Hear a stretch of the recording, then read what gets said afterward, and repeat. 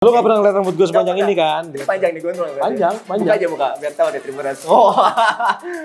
Set, rambut lu panjang banget. Pas besokannya, loh udah potong rambut. Jadi kadang-kadang kayak gue ngeliat kayak misalnya ada ulah talent gitu ya kayak ternyata jadi talent tuh nyebelin ya. Iya. Oh enggak deh, gue lebih nyebelin. Oke, jangan ngaca. Makanya gue bilang, sendiri ya. sabar.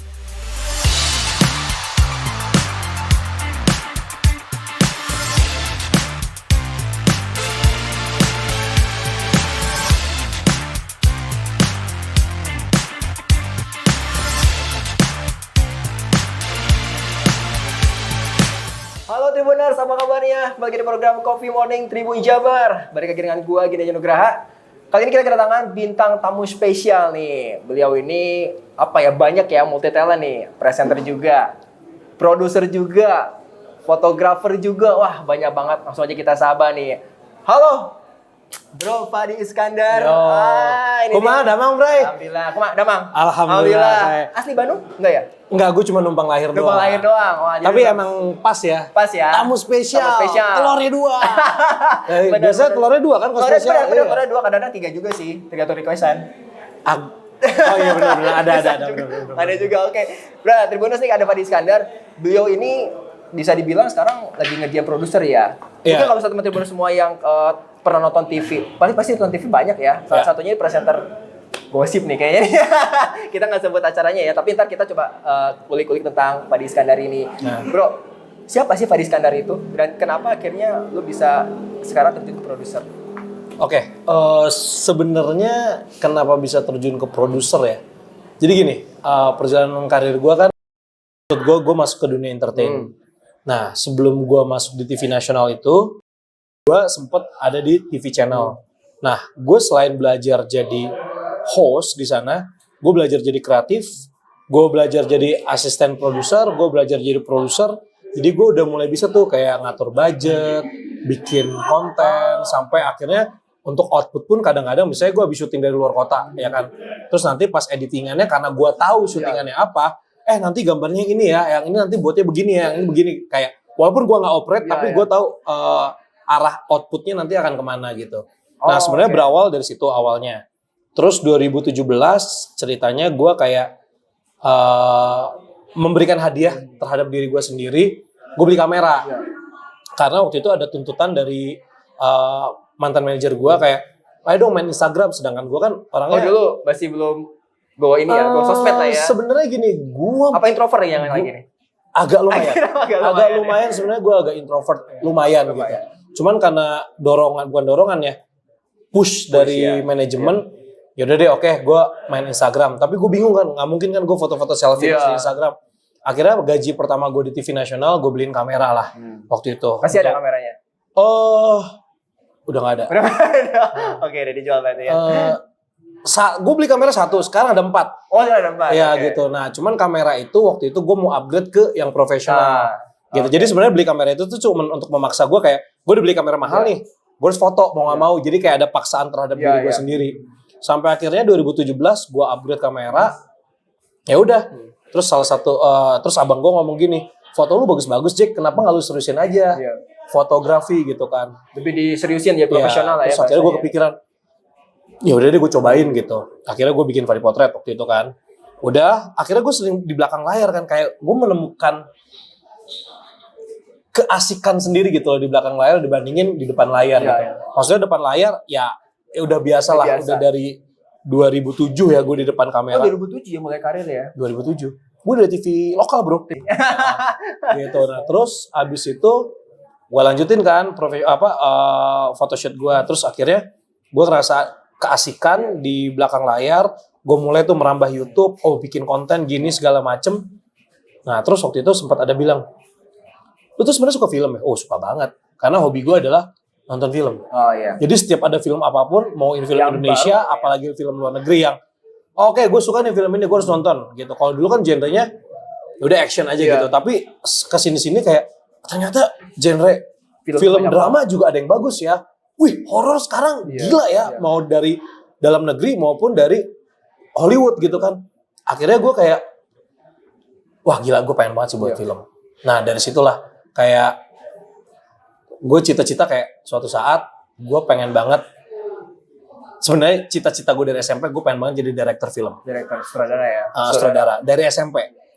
Tapi ketika sekarang ditemukannya jalan bahwa oke, gue mulainya dari produser dulu nih, karena gue harus tahu nih dari segi bisnisnya gimana, running perusahaannya gimana, terus juga apa aja keribetannya gitu. Karena kalau misalnya sutradara punya keribetan tersendiri gitu. Jadi tiap masing-masing departemen tuh punya Job desk masing-masing lah. ya kayak gitu. Atau tanggung jawabnya masing-masing. Betul. Jadi waktu pas gue diberikan amanah sama eksekutif produser, ketika membuat karya, ya udah gue langsung sama teman-teman produser lain kan. Di sini juga ada Hira, ada Rahul, ada kemarin gue. sama Tehira juga ngobrol. Oh, Hira udah bintang tamu. masuk. Yang kedua berarti nih. Oh, Jadi dia duluan yang bintang tamu ya. Wah, gue diduluin. Padahal Instagram dia centangnya juga baru kan. Iya. Oh gitu. Iya.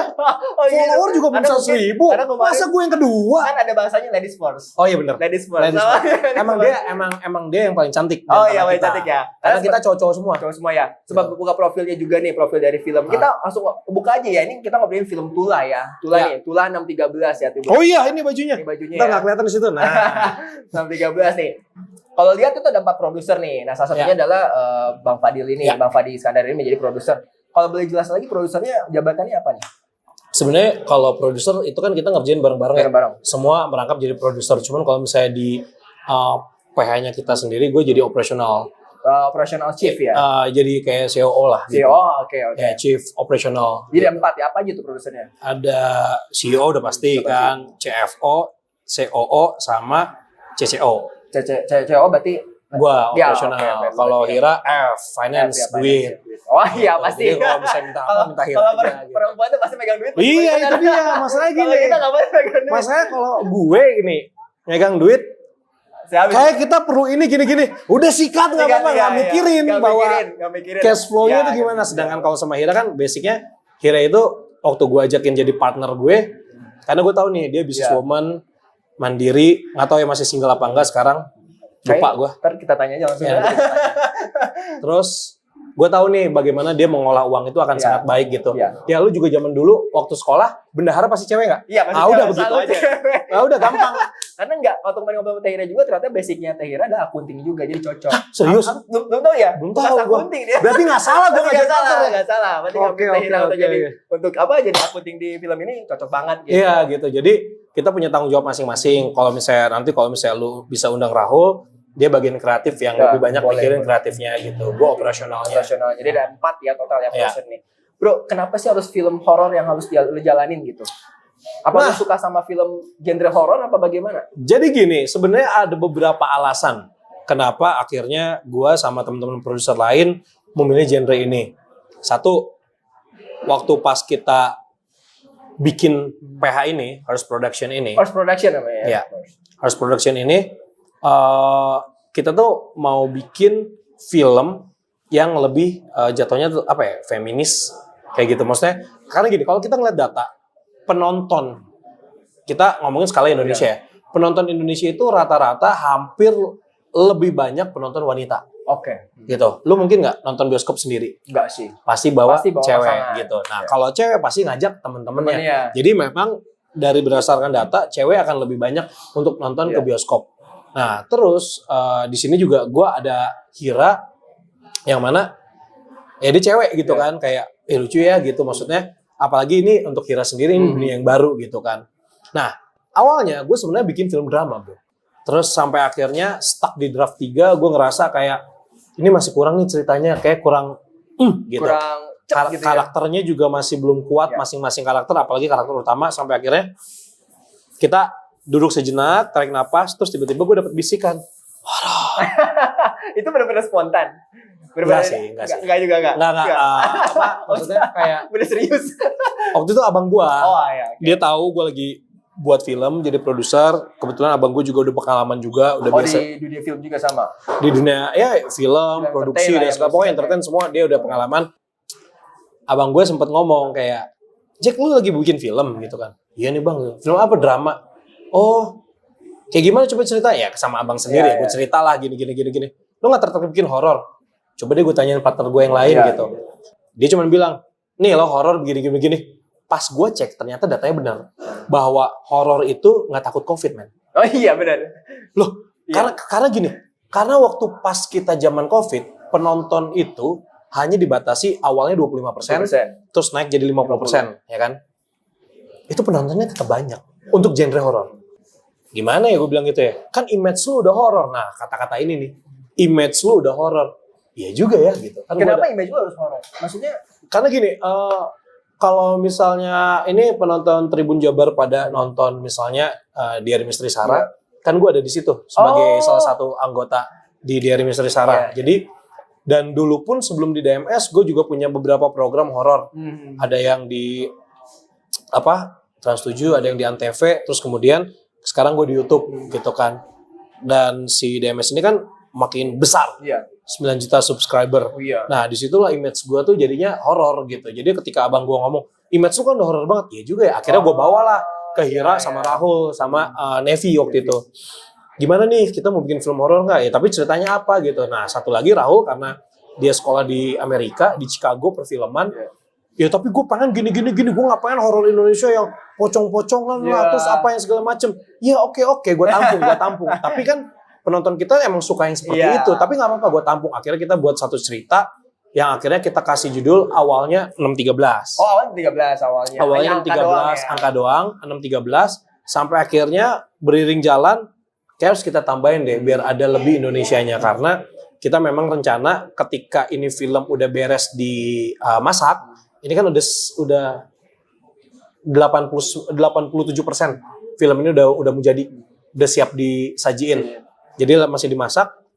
Itu tuh akhirnya kita putuskan bahwa biar ada rasa Indonesianya, kita kasih judulnya adalah Tulah 613 gitu.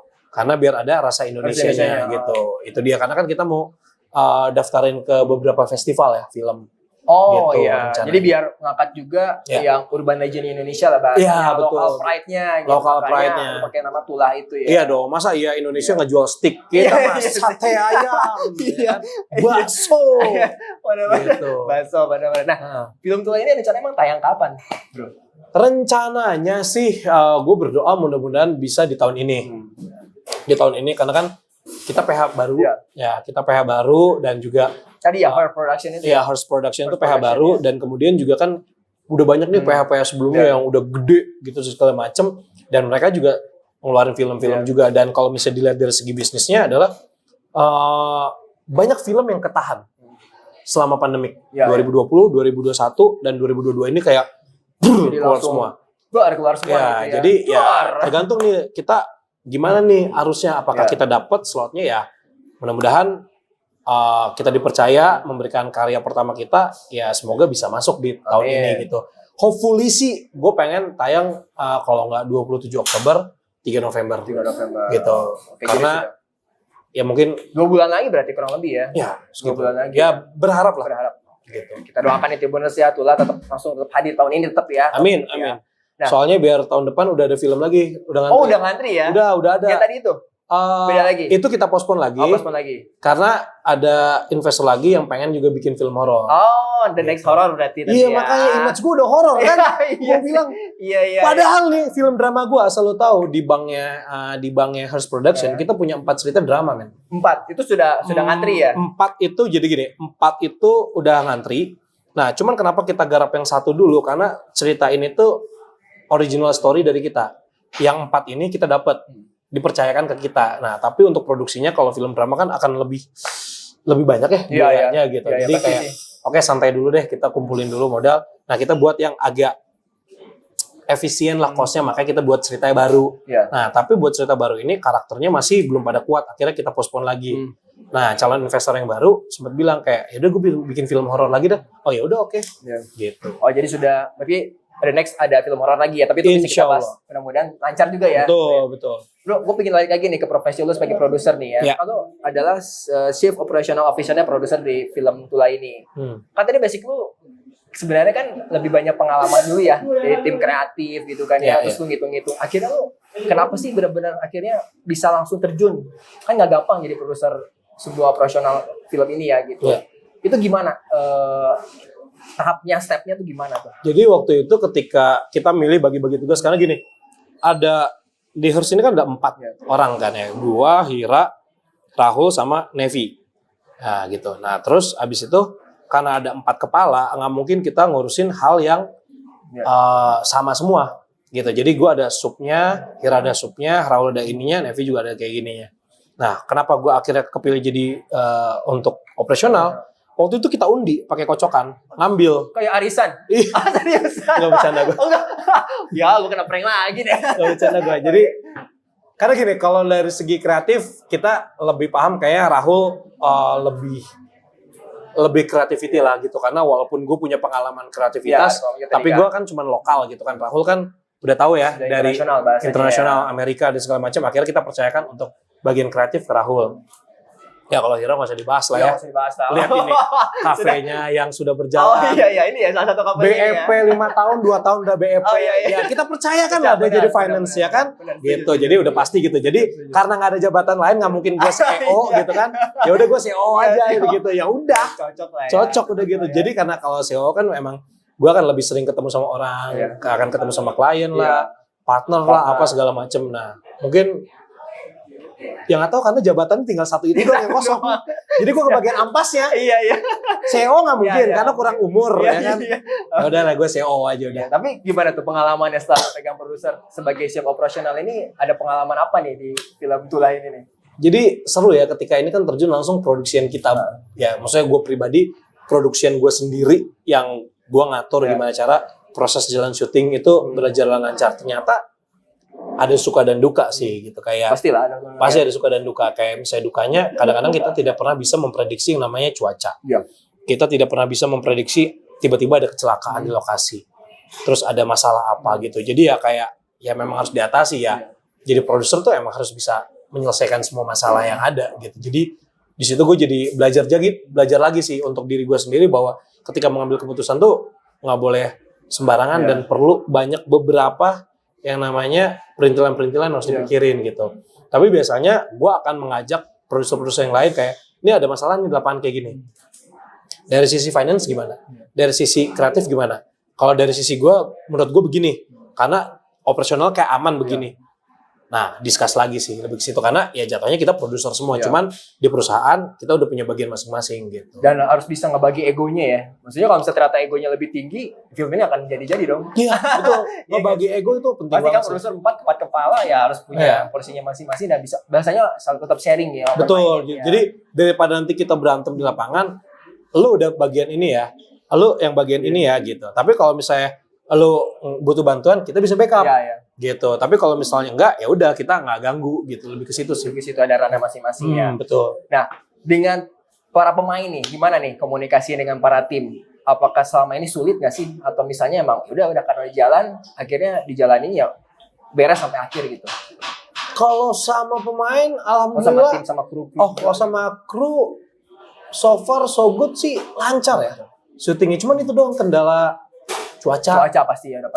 Terus tiba-tiba ada insiden kecil nggak seberapa tapi dampaknya luar biasa. Itu loh yang kayak kecil masalah sepele gitu tapi dampaknya tuh luar biasa gitu. Ini kalau misalnya gue ngomong gue lanjutin spoiler film nggak sih? Nggak apa-apa sih biar Tribuners juga penasaran. Oke, jadi sebenarnya gini, jadi kita pakai satu set itu adalah properti mobil. Ya, Barin udah masuk juga. Udah masuk juga. Baby Benz. Nah, itu kan ternyata untuk gua yang gue suka mobil tapi gua nggak paham mobil yang in depth banget. Ketika gue dapat mobil itu, wih anjir keren juga nih gitu. Cuman udah segitu doang. Ternyata langka ya. Langka banget, cuma ada 8 di Bandung kan. Iya. Ternyata langka guys. Nah, ketika gue tahu langka, kayak aduh hati-hati sama ini mobil. Hati-hati ya guys, karena mobilnya juga udah tua gitu kan. Soalnya kacanya pecah. Yes. Kayak sepele sih. Cuman ketika itu kita memang lagi hari itu syuting produksian scene-nya di dalam mobil semua. Scene di dalam mobil semua. Terus kacanya pecah, otomatis kita nggak bisa naruh rigging. Kamera nggak bisa taruh dalam. Jadi itu waktu itu kalau nggak salah masih jam 3, sedangkan kita masih ada waktu 3-4 jam lagi untuk syuting sebelum matahari habis. Oh itu sore ya? Sore jam 3 sore ya? Setengah tiga. Jadi kayak ada waktu 3 jam sampai 4 jam sebelum matahari habis banget. Udah akhirnya kita nggak bisa produksi. Waktu 4 jam hilang. 4 jam itu Biar terbuang gitu ya. Kebuang. Ngaruh nggak sih sama budget? Ngaruh lah. Ngaruh lah. Ya. Tuh lihat udah mengkerut tuh Hira tuh. Ngaruh lah. 4 jam Iya, ya. makanya. Karena Makanya gue bilang, Iya. masalahnya sepele. tapi Tapi jadi- wow efeknya gitu ya, kan. efeknya benar sih. Bro, gue pengen tahu nih, atau tiba-tiba pengen tahu nih, apa sih ngebedain film Tula nih yang lu buat film Iya. horor dengan film horor lainnya tuh apa sih? Akhirnya tuh kan Iya, film horor tuh banyak di Indonesia ya. Iya. Kenapa sih harus ceritanya begini? Oke. Tula ini. Tula ini kenapa berbeda sama horor lain?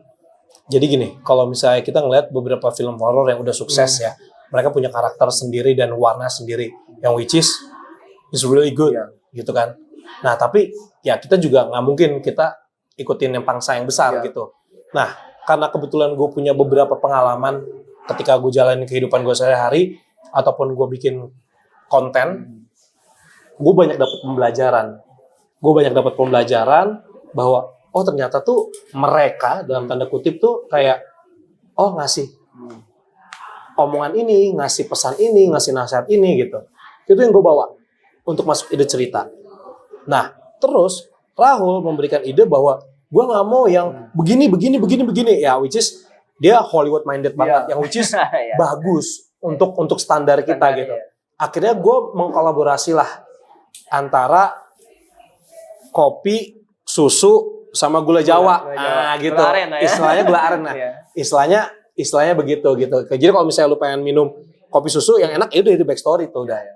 Gitu kan, Ra? Iya. Oh iya, yang Nah, benar gitu. kami makan. Nah, oke. jadi ya itu sih lebih kayak gimana memasukkan unsur itu Iya. semua biar kita punya karakter cerita yang berbeda. Jadi kalau misalnya kita rentetin, emang horornya seperti apa sih? Sebenarnya kita film horor, tapi kita lebih kuat dari cerita itu adalah psycho thriller horor. Oh, jadi Ada psycho, psychonya ada juga ya? thrillernya, ada horornya. Nah, dari 3 kemasan itu, ketika kita produksi dan kita bikin ceritanya, jujur, gue secara pribadi ngeliat kayak ternyata film kita complicated ya. Iya. Oh, Ada dramanya, ada komedinya juga. oh ada komedinya ya? Ya, maksudnya setiap film pasti ada komedi. Pasti, Even harus Avenger ada, iya. ada, maksudnya tapi itu tidak jadi menu utama. Tidak menu lah. utama. Cuma hanya bumbu-bumbu aja ya? Itu kejadiannya nggak sengaja. Oh nggak sengaja? Lagi improve pemain, kejadiannya nggak sengaja. Oh oke. Gitu. Ya udah kita masukin, kebetulan bagus. Terus ada actionnya juga. Ada actionnya juga? Ya bocoran dikit, ada actionnya juga. Jadi kayak wah banyak ya, Ya, gitu kayak oke. ini film horor loh, Ya. kok ada actionnya, kok ada ininya, kok ya gitu. Tapi seru sih produksi si Tulah 613 ini. Gitu. Berapa hari sih kemarin syutingnya? Total tuh agenda kita tuh 12 hari. Iya, kita ada hari nambah gara-gara Tadi itu ya, mobil itu ya? Ya, jadi total 13 hari. 13 hari total. Hah? Enggak, gue pengen 13. Biar sama, bagus. Biar sama 13 juga. Lu biarin dong, gue lagi ngarang. Oke, 13. Libur dihitung loh. Bener, gue gak bohong. Libur dihitung. Oh libur itu dia. Itu kan maksudnya full ya, full Iya. day. Maksudnya tiap hari itu tetap syuting. Oh ada libur satu Gue ya. lupa berapa hari sih kok. Enggak. Libur. Ada perbedaan nih. Libur Harinya nih. itu 2 kali. 2 kali. Ayo aja. Hah? Satu yang kita selesai sampai jam 9 pagi. Iya, itu sekali. Udah. Ya berarti bener dong 13 hari. Kalau Sama sama libur. libur, Sama ya, libur bener. ya. Ya bener berarti. 13 hari. Oke. 13 hari waktu yang cukup, maksudnya cukup singkat loh ya. Untuk sebuah film. Untuk sebuah Ya, film. sama dengan Jadi gini. 13 lagi. Jadi kenapa kita akhirnya selesai syuting dalam waktu bukan syuting ya, produksi yang total produksi 13 hari biar ngepas aja sama 13. Iya, bener ya. 6/13 ya. 13. Tapi maksudnya gini, bikin film tuh nggak sebentar sebenarnya Iya, waktunya benar. gitu. Tapi kita Oke, memang tapi maksudnya dengan waktu segitu cukup waktu yang cukup singkat loh untuk bikin film. oh, Gimana tuh? istilahnya kayak gini, kayak lo diajakin lari maraton ya. Oh, oke, gue tahu nih 46 kilo ya. 42. 42 kilo. 42 kilo full maraton. 42 kilometer. Oh, oke, berarti gue bisa nyelesain dalam waktu sekian jam. Pas nyampe lokasi tiba-tiba lu suruh sprint 100 meter. Langsung ajar lagi. Enggak, sprint 100 meter nggak jadi maraton ya. nggak jadi maraton, kan ya, ya. Oke. Latihan yang lu latih selama ini Buat untuk full maraton malah jadi sprint. Nah, itu kan kayak ya udah akhirnya jantung gitu. Itu aja sih rasanya. Tapi good lah ya maksudnya ya. Good. Ada pengalaman, maksudnya tadi kan ada pengalaman dikit ya. Kalau pengalaman Tadi kan masalah cuaca. Ada Ya. pengalaman horor nggak dari dari lu bro? Biasanya kalau bikin film horor ada pengalaman tuh. Nah itu dia tuh yang lucunya. Mungkin karena gue nggak tahu ya. Gue ngerasa gue selalu mengatakan ke diri gue sendiri gue adalah orang yang tidak sensitif. Gitu. Sedangkan kalau misalnya mbak gue Sarwi Jayanto itu bilang bahwa gue udah sensitif sebenarnya. Oh kata Mbak Kata Sarah Sarah udah sensitif. Cuman gue selalu denial bahwa bukan denial sih kayak ya gue nggak ngerasa. Iya iya. Jadi Ya gimana gitu kan. Jadi legowo kayak aja gitu ya. kayak kan kalau orang yang bisa lihat bisa ngelihat juga. Nah kan karena gue ngerasa tapi dia ngelihat gue bisa sebenarnya. Nah so far so good sih gue nggak ada pengalaman horor selama gue syuting film horor. Tapi beberapa kru, tim, bahkan pemain ada yang cerita ada pengalaman horor kayak oh iya masa iya serius lu gimana ceritanya? Iya, Ada yang pagi-pagi buta diputer-puterin jalan nggak muncul. serius? Ada yang kayak gitu. Jadi kayak ngigo gitu. Enggak, jadi dia udah jalan ke situ. Kayak Inception. Iya Inception, oke. Jalan Jadi ke situ, nggak dia nemu-nemu ngelihat ya. ada, oh gini, syutingnya di mana Pak? Di sebelah sana. Udah jalan ke sana, Nggak ada. kenapa jadi balik lagi ke situ kayak gitu. Oh, gitu. Kalau dari pemain gua, si Tommy, pemain utama gua, dia ternyata baru cerita kemarin bahwa waktu dia berdiri di dalam hutan, kan itu scene dia sendiri. Nah kita lagi cek preview, dia udah standby di situ untuk next roll-nya kan gitu. Dia ngeliat ada sosok gede. Oh, kayak mungkin kalau orang genderuwo kali ya. Iya, kayak Maybe ya, kalau mungkin ya. mungkin gitu. Ya kayak gitu-gitu lah. Gitu ya. Nah, mungkin kalau gua pengalaman horor Di luar itu Ada pasti sih, ya. Tapi ada. Di luar film ini ya. kalau di luar film juga nggak ada sih gua. Oh nggak ada. Nggak ada, makanya gua bingung. Udah horor karena banget. tapi nggak- karena gini. Setan datengin gua, iblis nggak jadi. Nggak jadi. Gitu, Kita kayak- sama iblis ya. Ampun dis Ampun, gitu. makanya. Jadi Jadi nggak nggak jadi. jadi buat nampakin diri ya bro. Iya gitu. Bro, tadi kita ngomongin selubulu tentang film Tula nih. Tapi gue Iya. penasaran nih, sebenarnya yang nulis film Tula ini itu siapa sih? Yang bikin ceritanya itu siapa? Jadi yang bikin atau yang kita percayakan untuk menulis skenario ini adalah Vidya. Dia. Jadi Vidya ini dulu yang mencetuskan film pertama kali itu Makmum. Ya. Oh, film Makmum, oke. Ya, jadi itu sebenarnya dari tugas sekolah dia. Terus dia bikin film pendek. Terus ternyata diambil sama PH Gede. Akhirnya dia jadi tim penulis di situ. Terus kita ketemu, cocok sama kita, dan kita challenge dia untuk membuat karakter film genre psycho thriller horror yang berbeda. Dan kalau misalnya ada waktu, coba interview Vidya, stresnya dia gimana? Karena gini, ketika dia bikin film horor, karena dia udah biasa, jadi dia kayak, oke, begini. Tapi karena ini, apa ya, gue bilangnya, Tula 613 itu horror hybrid, kalau menurut gue, Jadi pribadi ya. mix genrenya masuk semua ya? Jadi genrenya tuh ada semua Ada gitu. semua. Maksudnya termasuk kayak komplit Ya. gitu. Jadi kalau misalnya lu makan nasi, lu nggak cuman nasi goreng aja gitu Ya. biasa, tapi ada telurnya, ada wagyunya, ada udangnya, kayak gitu-gitu loh. Jadi komplit lah ya Komplit di film Tula ini gitu, ya? komplit. Vidya ya? Teh Vidya. Iya, nggak orang mbak. Dia Mbak. orang. Kita undang Mbak Vidya buat ngobrol-ngobrol sama kita kalau gitu ya. Bro, balik lagi nih ke Balik, karir. oke. Balik lagi ke sana. Iya bener. Aduh. Gue mau ngomongin karir lu lagi nih ya. Nah. Gue sempet juga lihat IG lu nih. IG lu kan emang banyak ya tentang podcast tadi ya. Ya, iya, Podcast. Terus juga lu juga hobi main basket gitu kan ya. Lu juga ada hobi motor gede juga tuh. Gue pengen tahu lu, maksudnya lu kan pasti sibuk. Gimana cara ngatur waktunya lu biar bisa?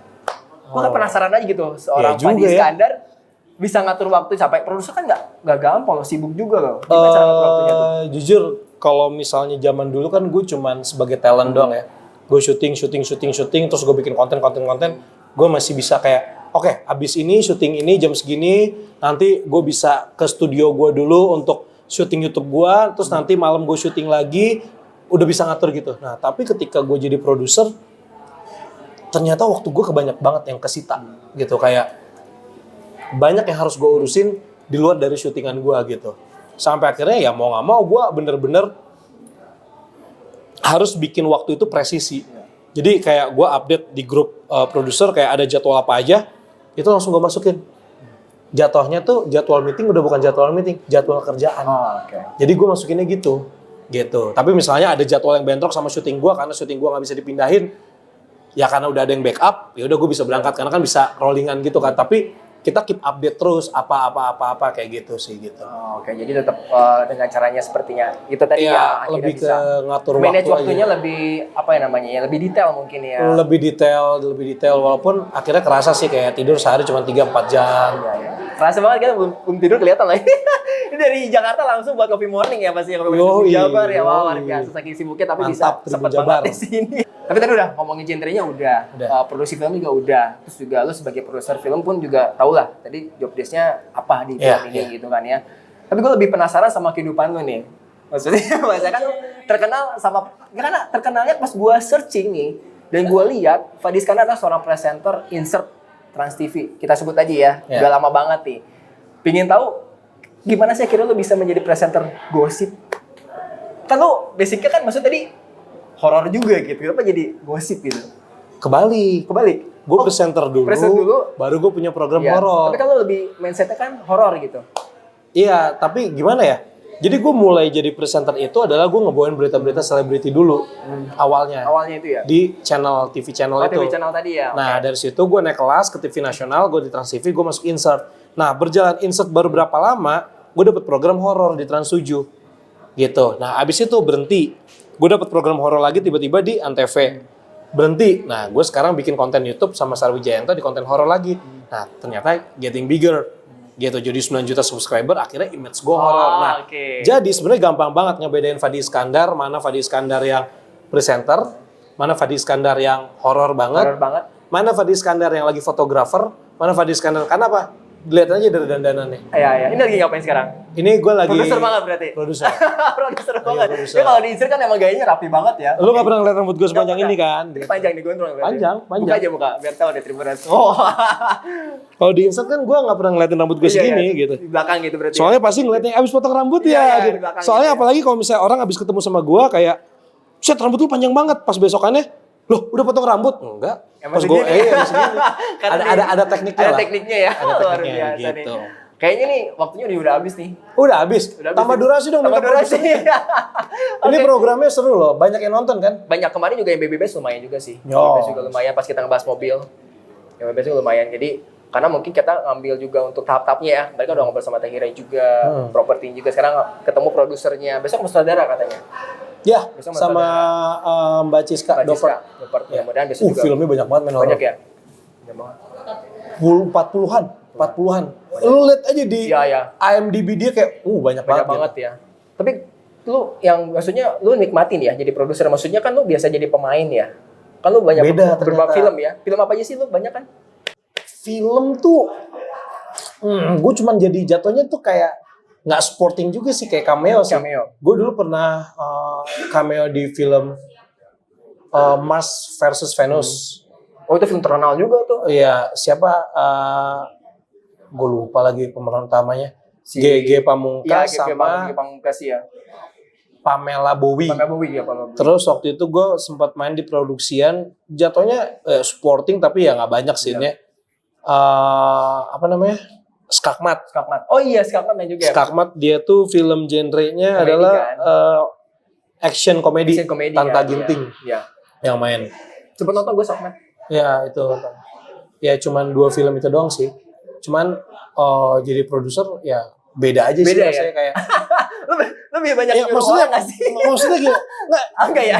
jadi produser itu bukan, kalau untuk gue bukan nyuruh, Iya. bagaimana mencontohkan Contohkan. gitu, bagaimana jadi pemimpin yang baik di lapangan gitu kan. Nah tapi ya beda gitu karena gue udah terbiasa belasan tahun jadi talent. Iya, iya. Jadi kadang-kadang kayak gue ngeliat kayak misalnya ada ulah talent gitu ya kayak ternyata jadi talent tuh nyebelin ya. Iya. Oh enggak deh, gue lebih nyebelin. Oke, jangan ngaca. Makanya gue ngaca bilang sendiri ya. sabar. Oke. Gitu aja sih. Benar. Wah, seru banget ya. Buat Tribuners deh, kira-kira kenapa harus nonton film Tula atau closing statement nih? Maksudnya biar lu nonton film Tula dan tanggal pastinya bisa disebutin nggak sih? Belum Pasti bisa. ya. Oke, kenapa kalian harus nonton film Tula 613? Karena ini film dengan genre psycho thriller horror, dan yang pastinya ini film horor yang beda daripada biasanya. Istilahnya, istilah gue pribadi tuh gue menggabungkan apa unsur-unsur yang gue dapet dalam kehidupan gue gitu. Jadi Kayak misalnya dari Rahul ada unsur Amerikanya, terus dari gua ada unsur pesan-pesannya yang harus disampaikan, terus juga karena gue suka banget nonton Korea bahwa shot-shotnya harus Ternyata ada kan nama Korea beauty juga. gitu. Jadi Oke. lo bayangin ceritanya Amerika ada bumbu Indonesia, Ya, oke. shot-shotnya Korea Korea. kayak gitu. Ya, Nah, kayak gitulah Paling gitu kira-kira. ya. Kebayang Dan lah ya. kenapa harus kebayang nonton? lah ya. Karena gue main di film ini. Main juga. Main dong. Wah, serius apa sekali talent. Iya. Baru kejawab Tribuners ternyata dia juga main di film ini. Gitu. Jadi apa? Rahasia. Rahasia. Kata Tehina juga main dari situ. Oh iya. Ada juga. Nih, Karena Instagramnya belum banyak, jadi bayarnya murah. Gue bayar murah. luar biasa Tribuners. Kayaknya udah deket banget ya sama Tehina. Udah lama ya? Yoi, Kerja kita bestie. bestie banget Ya kira-kira baru 6 bulan lah kenal. Udah mulai jadi bestie banget tapi ya. Iya. Luar Ya kan biasa. 6-13. Iya, 6-13 benar-benar. Wah, tepuk tangan nih Bapak Iskandar, Tribuners. Thank you. Boleh bawa sepeda satu? Bener nih ya, yang ini ya ke bawah ya. Thank you loh bro, Siap. sudah Siap. hampir di Coffee Morning Tribun Jabar. Tribuners, kapan lagi coba ngobrol sama presenter handal ya, presenter yang udah dikenal banyak orang loh. Enggak lah, enggak segitu. Spesial banget lah. Saksikan terus ya program Coffee Morning Tribun Jabar dan jangan lupa untuk share dan like program ini karena ini program yang sangat keren banget. Lihat nih bisa datangin minta tamu spesial. Tunggu lagi ya minta tamunya, kita besok mau hadirin sutradaranya dari film Tula. Ditunggu aja pokoknya. Beuh. Oke, dadah Tribuners. Assalamualaikum warahmatullahi wabarakatuh.